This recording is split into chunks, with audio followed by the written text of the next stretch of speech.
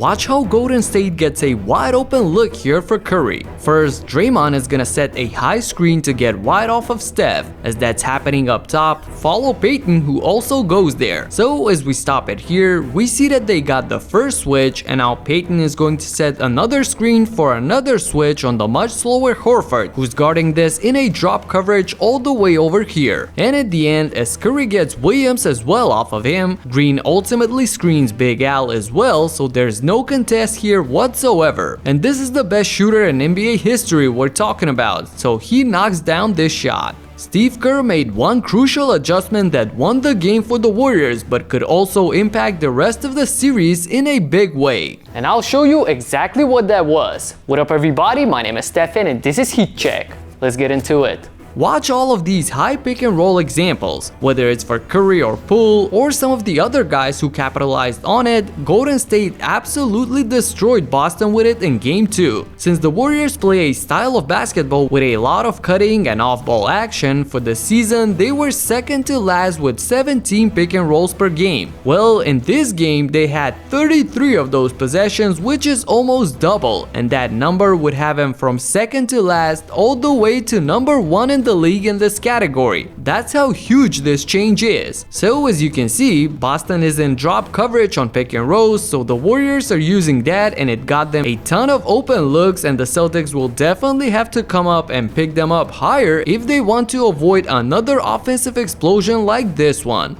Another key for the Warriors was the fact that they got a lot from the role players on both ends of the floor. First of all, shout out to Gary Payton II, who came back in a major way, playing significant 25 minutes and just disrupting the flow of the offense for the Celtics, and meanwhile being a perfect 3 for 3 from the floor. Looney was perfect from the floor as well, seemingly always on the right plays at the right time for his 12 points, but even more than that, Kevon made some great plays defensively and got the crowd fired up, as it's now become a tradition for them to yell out his name whenever he makes a good play. Well, it's important that he plays better on offense, but also as Looney strips Tatum. And also Nemanja Bjelica, who I anticipated would get playing time based on how confident he looked in those garbage time minutes at the end of game 1, and he was solid last night as well. However, the guy who could not get it going was Klay Thompson. He really struggled and looked like he was forcing it at times, taking rushed shots and just overall not making good decisions on offense. Even in the fourth quarter with that huge lead, it was all bench players on the floor, but Steve Kerr left him to get some extra shots up and tried to get into a rhythm. He still couldn't do that and ended the game 4 for 19 from the field. That's really bad, and on the road, Golden State would need him even more, so we'll see how he responds.